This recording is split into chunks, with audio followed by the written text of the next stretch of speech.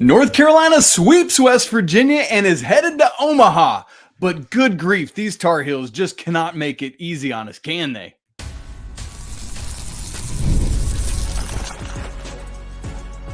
You are Locked On Tar Heels, your daily podcast on the UNC Tar Heels. Part of the Locked On Podcast Network, your team every day. Hey there, what's up? It's Saturday, June 8th, 2024. Welcome into the Locked On Tar Heels podcast, the only daily North Carolina show out there. I'm your host, Isaac Shade, and you're joining us for this live postcast right after North Carolina sweeps West Virginia to head to the World Series, and it's time to party. Thanks for making us your first listen or watch, or honestly, just like I said last night, it's probably your last listen or watch because you're about to hit the bed just like me. Special shout out to all the everydayers out there and all the members of the Locked On Tar Heels Discord community. If you're not part of it, you need to come be. The link is in the show notes and it's free. Coming up on the show, here's what we're going to do. We're going to unpack this game. We'll talk some of the North Carolina stuff. We'll talk some West Virginia stuff.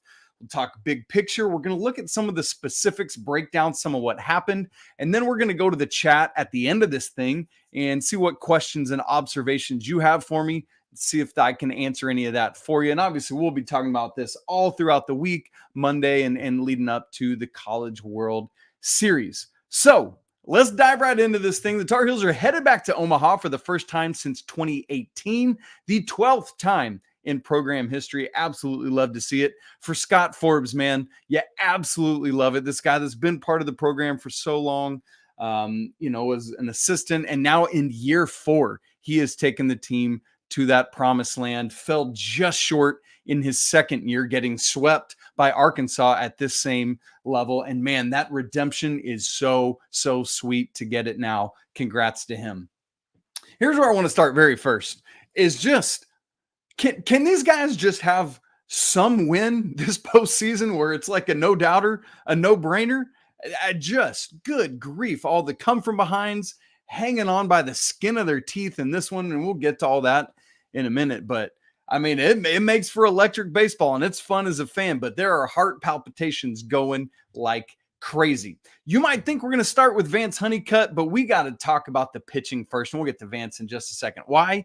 Because this turned into a great pitcher's duel. This was a 2-1 win. You'll love to see that. I don't know about you, but I grew up in the era as a Braves fan of like Maddox and Glavine and Smoltz. And so I'm a huge fan of pitcher's duel. So this was my kind of baseball game right on it. So Jason DeCaro, that was the big question. If you were with us last night in the postcast, we talked about that. Would DeCaro have had enough rest after having pitched last Friday and Monday to come back and start this one, or would we get Aiden Houck? And it was DeCaro, and boy, was that the right call. This dude was phenomenal. Just one hit through the first 6 innings. I was watching his efficiency. It wasn't great through the first 2 innings. I think he had 39 pitches through the first 2 innings, but then after that, 3rd inning, 1, 2, 3. That was his first 1, 2, 3 inning of the entire NCAA tournament. But for the 3rd, 4th, 5th, and 6th, they weren't all 1, 2, 3 innings, but he faced the minimum. Just faced 12 batters, 1, 2, 3 across each of those. But 3rd, 5th, and 6th were 1, 2, 3 innings. We'll get to what happened in the 4th here in just a second. In fact, as part of that stretch, he retired 9 straight batters, including the first batter of the bottom of the 7th. Couldn't get out of that and eventually turned it over to Dalton Pence, who we'll talk about in just a second. But folks, this kid, Jason DeCaro, is 18 years old. When this season started, because he reclassified, he was 17. And he's out there pitching, starting the clinching game of the Super Regionals to send this team to the World Series. That is mind-bogglingly crazy. But then he turns the ball over to Dalton Pence, who comes in, and let's be honest, Dalton Pence was not at his best tonight. But here's what I'm always watching for with pitchers.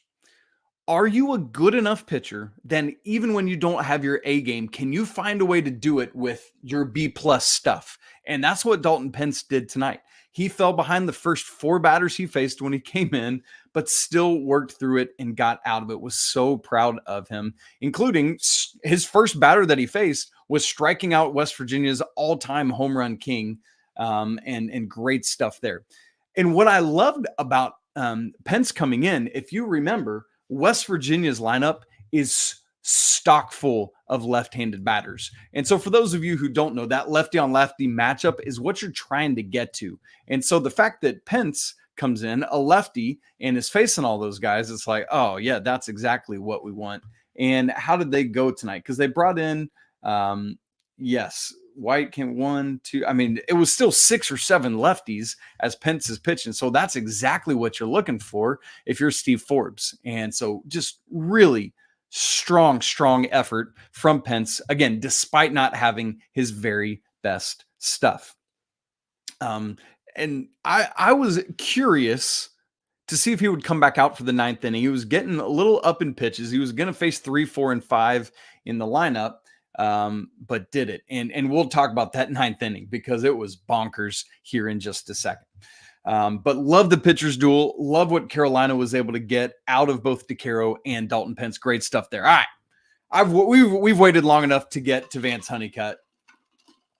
Holy cow. What I love about this dude, and I think Shea Sprague said this on the broadcast in his interview, was like, you take away everything that he does at the plate, and who he is as a center fielder alone is enough to make him worth his weight in gold. I mean, it's insane. He had his fingerprints all over this game in a multitude of ways. I just want to mention 4 of them right now. Obviously, the leadoff home run to set the tone for this game. And with that, it's like, oh, is this going to be one of those like 10-8 college baseball games that we sometimes see? No. The first pitch of this game made it 1-0, and there were only 2 more runs scored the entire night. Vance hits that leadoff home run, meaning that when that happened, the last 2 pitches at Boshamer Stadium were Vance Honeycutt home runs. The walk-off to end Friday night and the leadoff, literal first pitch of the game home run for Vance Honeycutt. Remember, the Tar Heels were the visitors in this game, so batting first. And in so doing, Vance Honeycutt sets a single season home run record for the Tar Heels, 26. Previous record was 25, held by himself. Vance Honeycutt breaks his own record from 2022, his freshman season. But then what I love, the second thing I want to mention that Vance did, is he comes up his next at bat, and Vance Honeycutt lays down a bunt single, is able to just get it enough past the pitcher. One of the things you're looking for as a lefty, for me, a lot of times you're either going to drag it straight down the first baseline or along down the third baseline like Madera did against LSU last week, the one that just barely rolled foul.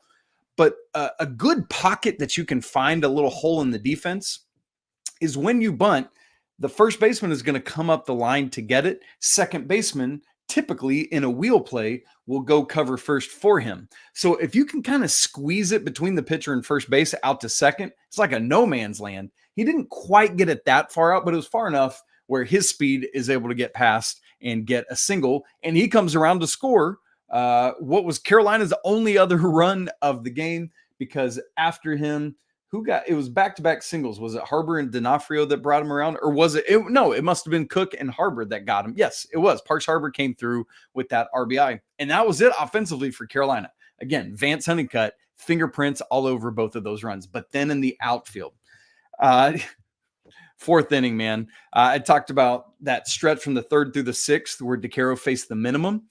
Well, in the 4th, DeCaro starts off the inning by walking the West Virginia batter. I forget who it was. And then there's this shot out to center fielder, out to center to Vance. And I mean, it was a little bit of a difficult play. He makes things look so stinking easy. But the West Virginia runner, I don't know what he's doing. So here's what you're supposed to do. Pop fly to the outfield. You get about halfway or however far you can get to where if he catches it, you can scamper back without getting doubled off.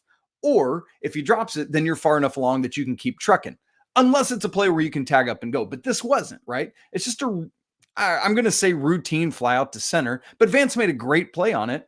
And homie's got to remember that Vance Honeycutt's got a cannon out there, and Vance does. He shows it off. Perfect throw to Parks Harbor, who, by the way, had a great stretch to complete the play, doubles him off. Unreal stuff. And then the other one, bottom of the 8th inning, West Virginia's 9-hole hitter comes up to the plate. I believe it was their center fielder. And he hits this great, there was a ball he had hit, I think it was in the 1st inning, or no, it couldn't have been the first inning because he's the ninth hitter. So second or third inning, a shot he hit off the bat I thought was gone, but D'Onofrio had it out and right. But he leads off the bottom of the eighth with this shot that against a lot of center fielders, maybe even major league center fielders, falls into the gap for a leadoff double. But Vance, man, his speed is so good that he cuts it off. And yeah, I mean, it was a difficult play, but he didn't even have to slide. I mean, he's just outruns it. And keep in mind, if that ball falls, that's the 9-hole hitter. So you're bringing up the top of the order, which is JJ Weatherholt, like this dude that's about to go top 10 in the draft. And so it's like that's a situation you don't want to get yourself into in a very close baseball game. So Vance Honeycutt, once again, I want you to see all these ways he affects this game. It's absolutely insane. And before we move on to segment 2, let me give you what were my 3 kind of big keys to the game. Number 1 was contact for Vance Honeycutt. I had talked about that for yesterday's show as well, and I wanted to keep that key because the one big glaring weakness with Vance Honeycutt is that he strikes out a lot. More than you're comfortable with, particularly for your leadoff hitter. You want him to have a high on base percentage. Sure, the power, but you'd kind of sacrifice some of the power to see him get on base a little bit more. So I was looking at that on Friday night, had just the one strikeout, got kind of handcuffed and couldn't pull the trigger on it. And then on Saturday night, did strike out once, and unfortunately it was that bases loaded moment, but it was a great curveball after the relief pitcher came in. What was his name? Estridge came in and did a great job getting Vance, K'ing him up there with bases loaded, which could have been a big turning point if Carolina couldn't hold on, but thankfully they did. But Vance had the home run, followed it up with the bunt, then he grounded out to third, and then was the strikeout. So all in all, just 2 strikeouts on the weekend. And so I can live with that because you're going to strike out sometimes, but just limiting it was what I was hopeful for from Vance. And he showed up in a massive way this weekend. Way to go, Vance. Second key I was looking for is getting to West Virginia's bullpen, which Carolina really couldn't do, unfortunately.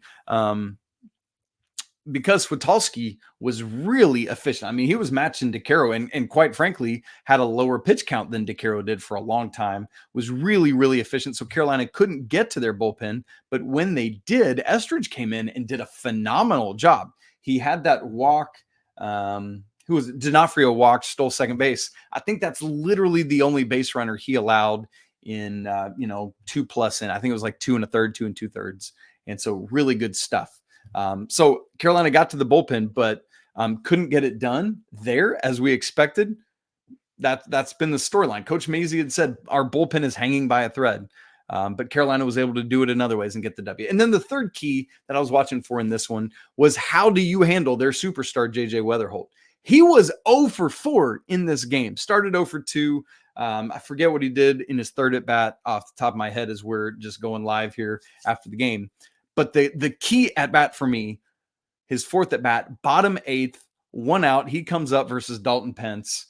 And it's like, all right, this is a big moment. This is right after that pop fly or that gap, that right center gap that Vance cut off. It's like, oh, this is going to be a critical moment in this game. And Pence strikes him out. A great off speed, if I remember. Let me get back to my notes for the bottom of the 8th inning. Top 8, bottom 8. Yes, striked him out. It was a dirty slider. I'm remembering it now. So that was really, really good stuff there. All right.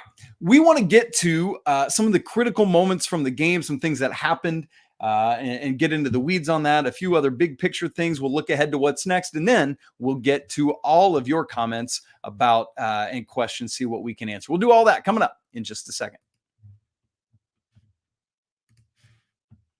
Right after I tell you that this episode is brought to you by our friends at eBay Motors. Passion, drive, and patience. Its formula for winning championships is also what keeps your ride or die alive. eBay Motors has everything you need to maintain your vehicle and level it up to peak performance. From superchargers to roof racks, from exhaust kits to LED headlights and more. Whether you're into speed or power or style, eBay Motors has got you covered. With over 122 million parts for your number one ride or die, you'll always find exactly what you're looking for. And with eBay Guaranteed Fit, your part is guaranteed to fit your ride every time or your money back. Because with eBay Motors, you're burning rubber, not cash. With all the parts you need at the prices you want, it's easy to make your car the MVP and bring home huge wins. So keep your ride or die alive at ebaymotors.com. Eligible items only. Exclusions apply. eBay guaranteed fit. Only available to U.S. customers. All right, I want to get to some of the key moments in this game because in a 2-1 game, man, it can hinge on so many little things. One of them that I want to look at was the top of the 7th. There was that huge missed opportunity from Vance, but again, great pitching to get him out there. And then I want to go to the bottom of the 8th. Carolina caught a huge break. There was the ball to the gap that Vance cut off, the strikeout of Weatherholt, and then that brings up Logan Sauvé, the 2-hole hitter. And there are 2 strikes, and this is one of the few righties in their lineup, by the way. And he has a check swing. And basically what happens is if it's a right-handed hitter and there's a check swing, the catcher asks for the appeal, the umpire gives the appeal, and you look to first base because you want the opposite side of the batter's box. If it's a lefty, you appeal to the third base umpire. And so Luke Stevenson appeals down to first base on this check swing. The umpire, who should always in this situation, I think his name was Kevin Sweeney, which is funny because that's one of Sports Illustrated's college basketball writers, doesn't appeal. He makes the call himself, says, you went around, strike 3, and we go to the top of 9th. Here's the thing. First off, that's not his call to make in that moment. Like, there's no really even unless. Especially if Stevenson's asking for it, you go with that and you appeal to the first base umpire. Here's the thing. You saw the replay. Basically, what you're looking for is, do his wrist break and/or because it's such a judgment call, does the bat break the plane of the plate? And it wasn't even close, you guys. It was not even close. And so Carolina caught a huge break on that. He should have appealed. He didn't. The Sauvé didn't go, and it wasn't particularly close, if we're being honest. So massive break, and we will take it. Thank you very much, Blue. And you saw their coaches, man. They were upset, and it was wild stuff. Another interesting thing in this game is that Carolina, with their potent lineup, just could not add any insurance runs. And I was sweating it, man. I was terrified that Vance striking out with the bases loaded was going to come back to haunt the Heels. And in the bottom of the 9th, it came very close to it. So my big question was, were we going to see another Wake Forest, Long Island sort of situation where Carolina has 2 outs and then they get a game tying hit and we go to extra innings? So let's walk through the bottom of the 9th inning and then some other things to say. So leadoff hitter gets a seeing eye single between first and second. They bring in a pinch runner super fast. But then Pence is able to come back, strike out Chumley, which is big because he's one of their better hitters. Brings up Hussey, again, the all-time leader in home runs for West Virginia. Wild pitch moves the runner up to second. And then Pence goes 2-0 on him and then goes 3-0 on him. And it's interesting because it was a very similar situation to last night when they went 3-0 on Vance Honeycutt, kept pitching to him instead of just walking and putting him on with a base open. Or no, I guess the base wasn't open, but it doesn't matter. Carolina had a base open. I would have just put Hussey on right there, even though it puts the winning run on first. It sets up a potential game-ending double play.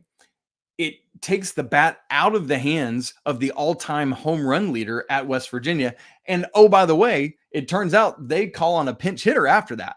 So I'm like, Pence battled back, got it full, lost him, and I'm okay walking him there. I know it puts the winning run on first base, but he doesn't have a chance to beat you with a home run. And instead of that, you're facing a pinch hitter who hasn't had a hit, I think they said, in basically a month. Yeah, that's exactly what I want in that situation. It got hairier than I wanted it to be, but still love how that ended up playing out. And oh, by the way, they pinch ran for him. So even if it had gone to extra innings or something, Hussey's out of the lineup now. So I can live with all of that. So Ellis Garcia, the pinch hitter, comes up. 2-2, and the Pence gets the count to 2-2. He went off speed in the dirt. And I said, man, you got to go gas here. This dude's coming cold off the bench. And that's exactly where Pence went. Cold, dotted it on the outside part of the black, and strikes out 2 down. So now you've got first and second, and Kyle West comes up. This dude that, remember, coming into the Super Regional was 1 for his last 32, went off on Friday night, 2 bombs, had another RBI, had the only RBI for West Virginia on Saturday night. And so I was like, oh, man, this is not going to be good. He ends up walking. Pence had him 1-2, and then just 3 straight. Didn't know there was a foul in there, but he ends up walking him. Bases loaded, and here we go. This is when I started being like, oh, man, is this going to be Wake Forest or Long Island all over again? And I would have gone out and talked to Dalton Pence there. Coach Forbes chose not to. Stevenson chose not to, and they let him go. And this is the moment that you dream of as a baseball player. Huge stakes. It's bottom 9th inning. Carolina's up 1, bases loaded, 2 outs. What's going to happen? And here's what was weird to me. A terrible, like, it didn't end up mattering, but West Virginia at that point chose to run for Kyle West at first base. Here's why that was not a good decision by their coaching staff. They're down 1 run. The only runners that matter are the guy at third and the guy at second. Why? Because the run at third ties it, the run at second wins it. But if they score just 1 run and we go to extra innings, now not only is Hussey your all-time leading home run hitter out of the lineup, but now West, who's been killing Carolina this weekend, is also out of the lineup for no apparent reason if we go to extra innings. So that was a not smart play on West Virginia's part. It didn't end up mattering because we get to Lumsden, who on the second pitch grounds out to Parks Harbor. And so what's supposed to happen right there, we call it PFP, pitcher fielding position. And Pence kind of didn't immediately sprint off the mound to go cover first. He was kind of like, oh, no, I got to go. Finally, he takes off and just barely beats Lumsden. Lumsden dove for the bag, and thankfully Harbor is able to get it to Pence. Pence stares at the umpires like, did I get it? And they did. Let the celebration ensue. There will not be another Wake Forest LIU situation, and the Tar Heels are headed to Omaha. Great stuff there. So, man, you'll absolutely love to see all that. Now, got a couple other things to talk about. Obviously, we're going to get to your comments, and we're going to do that coming up in just a second.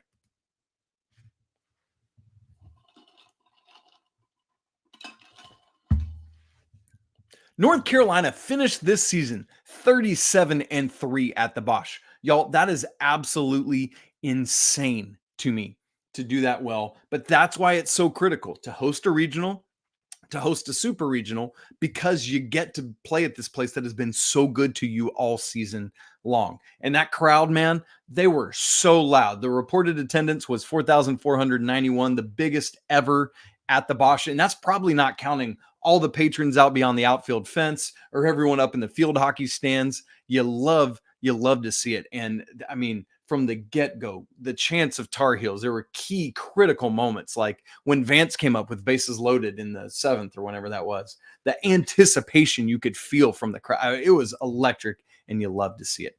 For West Virginia, man, you got to congratulate them. Best season in program history in terms of how far they made it. They had never been to a super regional before, so you got to give them all sorts of accolades. For Coach Randy Mazey, who it's his last game, man, the best to him in retirement. You would love, if it's not against North Carolina, you'd love to see him go out with a bit of a Cinderella story. And in a way it was for making the super regional. And so you love that for them. And but best to him in his retirement. Hope it's great. I love seeing so much of the basketball team there, including Kobe White. The announcers mentioned Kobe. And then because I thought they were just talking about Ian Jackson. I didn't see Kobe sitting right behind him. And so I really stuck my foot in my mouth. I tweeted out like, hey, nice try, guys. That's Ian Jackson. Get to know him. And everybody's like, Isaac, you dork. Kobe's right behind him. I couldn't see him. Whatever. It's funny. I deleted my tweet. I love to see how well the ACC is doing in the super regionals. Virginia, Florida State, and now North Carolina have all advanced to the World Series. That's great. Speaking of which, what's next? Well, Carolina, obviously, as we said, is on to Omaha and the World Series. That's going to start Friday. And we don't know yet whether Carolina will play, because there's 2 games on Friday, 2 games on Saturday. And I'll explain all of that to you probably on Monday's show or at some point this week, the way the World Series works once we have all the teams set in place. But we do know Carolina will play Virginia in their first game. And again, so that will either be Friday or Saturday. We just don't know that yet. Carolina lost 2 out of 3 at Charlottesville this year. That was the only time they played. But the Carolina will be in a foursome, like in a group with Virginia, with Florida State, and the winner of Tennessee-Evansville. Yeah, Tennessee lost to Evansville on Saturday, so they play a rubber match on Sunday to see who goes to Omaha.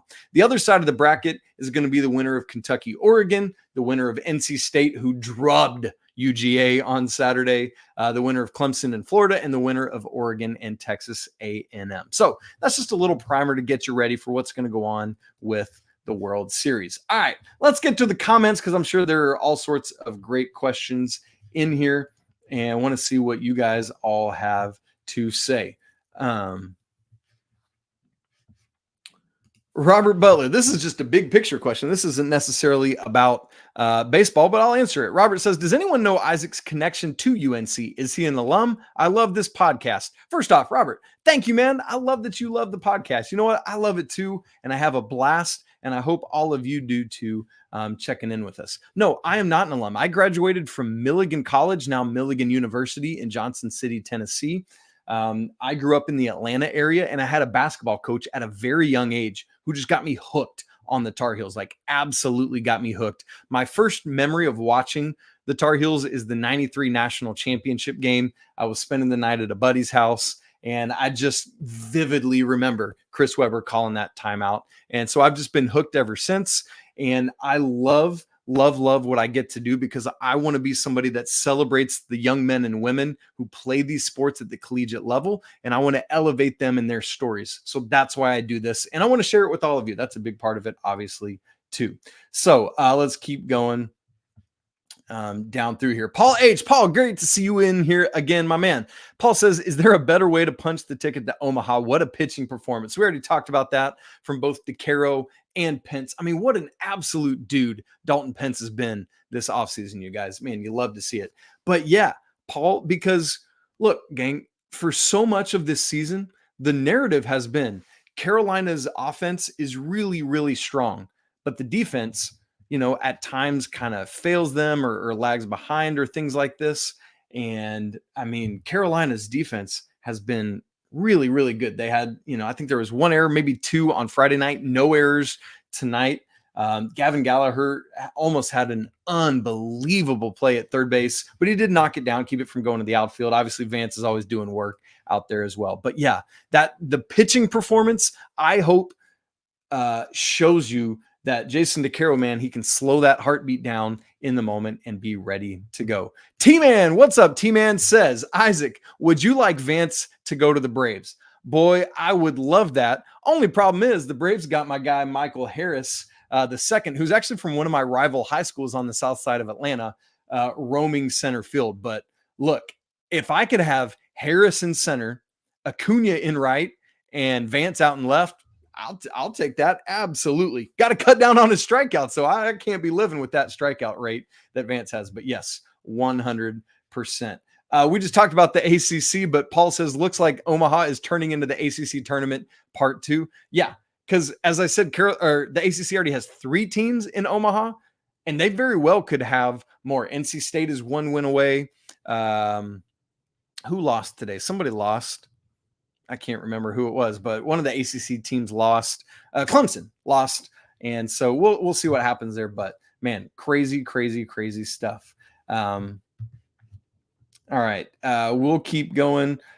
Steven, Steven Heels, y'all, is our dude in the Locked On Tar Heels Discord who makes that thing awesome. Is doing all sorts of great stuff with graphics and setting it up. Steven, so glad you're in here, brother. He says, Isaac, if we win the College World Series, how much do I need to pay you for you to dump honey on yourself and film it?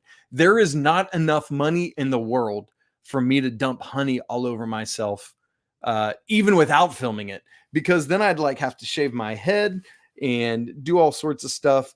I would do something wild and crazy because I'm always down for something like that, but I don't know about dumping all the honey, man. That sounds bonkers. but we'll see. Like ice bucket challenge. Yeah, I could get into some ice bucket stuff with that. Man, lots of people blowing up the Discord in here. Thank you all for all that love. By the way, if you're not in the Discord, the link is in the show notes. Seriously, it's free to join.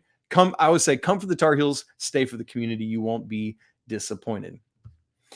T-Man says, Isaac, who was your MVP of the tournament so far? I'm assuming you're meaning the super regional. Let's remember Gavin Gallagher was the MOP, most outstanding player of the regional last weekend. I don't see how you could give it to anyone other than Vance. We talked about on this show tonight all the various ways, both offensively and defensively, he had his fingerprints on it tonight, responsible in some way for both runs, responsible in multiple ways for stopping runs against West Virginia. And then obviously the heroics of Friday night. I don't see how it could be anybody other than Vance, with a strong nod to the pitching staff as well for the great stuff they do. And several people in here after T-Man's question say DeCaro is my MVP, and I can't, I can't say no to that. I mean, absolutely it is. So anything else? Somebody's talking about coffee, betting coffee. I want some coffee. Paul H asks, does UNC play Friday or Saturday, meaning in the World Series? Paul, we don't know yet. What the NCAA says is basically once all 8 super regionals have been decided, which keep in mind, some didn't start until today, and so won't finish until Monday, unless they're sweeps, obviously, and then we could know all 8 teams by tomorrow.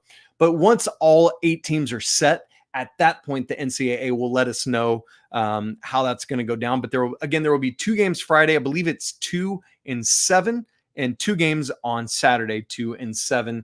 I'm not sure if that's Eastern time or Central time that I'm saying. Obviously, Omaha's in Central time, but I think it's 2 and 7 in Eastern time. So there you go. T-Man says, go Evansville. Absolutely go Evansville. Boy, I don't know if anybody watched that game today. They held on by the skin of their teeth to that thing, kind of like the Tar Heels did in here. Dario Jones, what's up? Says, I don't follow baseball much, but I definitely root for the Heels when I do. Man, Brother Jones, so glad that you do. And that's why when we're talking baseball in here, because I know a lot of people don't follow it maybe as closely as basketball or football. Interestingly enough, baseball, I went to college on a baseball scholarship. So it's the sport that I know the best and can talk about the most in depth. And so I always love getting to break it down and talk baseball stuff with you guys. So I'll always make sure to do that and explain it at a level that hopefully can be understandable for everyone. Brandon Willis says, Captain Jack, meaning Ian Jackson, is the only person Kobe can hide behind. Man, that's so absolutely true. All right. I don't see anybody else, any other questions that we need to get to. So we're going to wrap it up. Again, North Carolina, the Diamond Heels sweep West Virginia, are headed to the College World Series in Omaha. That will start Friday, and Carolina will either play Friday or Saturday. The good news is that Carolina, with DeCaro going tonight on Saturday, even if Carolina plays Friday, he should be ready to go. So I would imagine that the Tar Heels will be back to their normal rotation, with DeCaro going in game 1 against Virginia. And then we'll go for Shea Sprague, which will either be Florida State or the winner of Tennessee and Evansville. That's who will play in game 2. So we wait to see on all of that great stuff. All right, gang, I'm so appreciative of all of you tuning in late at night. I know that we're after midnight on the East Coast right now. And so I'm so grateful to each of you for staying up a little bit late on a Saturday night to celebrate, to party, on to Omaha in the College World Series. You know that we'll do these after those games as well. So make sure you tune in for all of that. If you haven't subscribed to the show, please do so. It's very easy on both audio and video formats. If you're watching on YouTube, make sure you hit that bell notification so you get notified when I go live or when we have a premiere coming. It'll notify you, and all you got to do is tap in and it'll bring you right here. Also, again, if you're not part of the Locked On Tar Heels Discord, it's free to join, and the link is in the show notes. We'd love to have you come be part of that thing. It goes off during any time there's a game. It's going off all the time. People right now are trying to figure out why Vin Allen Lubin is the starting 5 or 4 or whatever it's going to be. It's hilarious, and I love it. All right. It's always a great day to be a Tar Heel. We'll talk again on the Monday show for sure. But until then, peace.